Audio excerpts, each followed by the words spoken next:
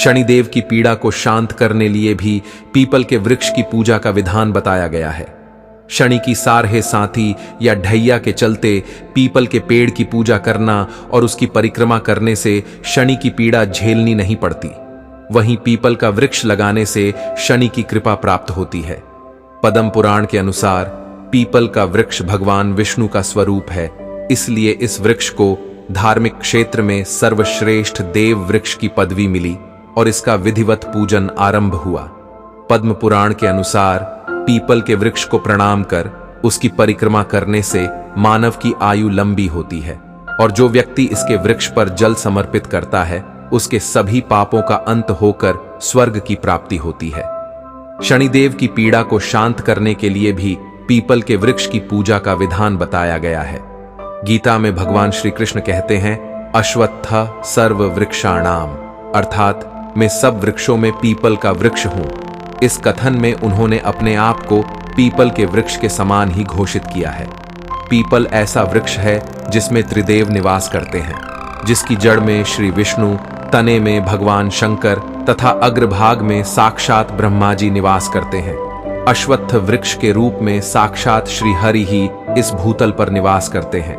जैसे संसार में ब्राह्मण, गौ तथा देवता पूजनीय होते हैं, उसी प्रकार पीपल का वृक्ष भी अत्यंत पूजनीय माना गया है। पीपल को रोपने, रक्षा करने, छूने तथा पूजने से क्रमशः धन, उत्तम संतान, स्वर्ग और मोक्ष प्रदान होता है।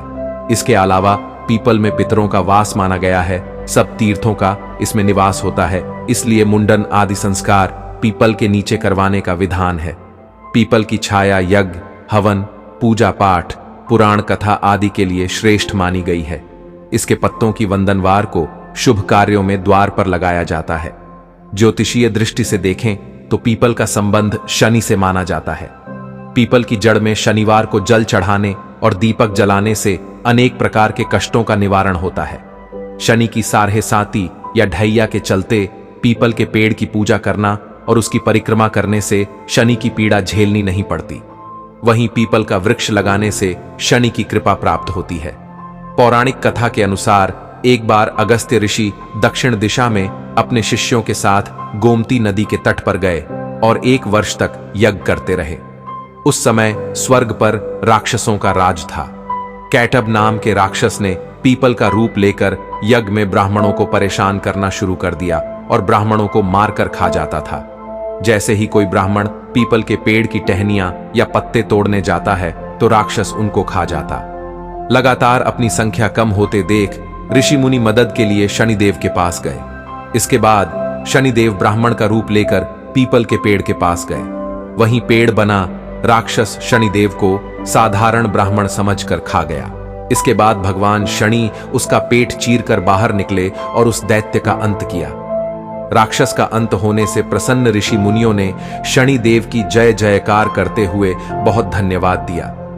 शनिदेव ने भी प्रसन्न होकर कहा कि जो भी प्राणी शनिवार के दिन पीपल के पेड़ का स्पर्श करेगा या उसकी पूजा करेगा, उसके सभी मनोरथ पूर्ण होंगे। वहीं जो भी व्यक्ति इस पेड़ के पास स्नान, ध्यान, हवन और पूजा करेगा, उसे मेरी पीड़ा कभी भी झेलनी नहीं पड़ेगी। इसी के साथ धन्यवाद मित्रों।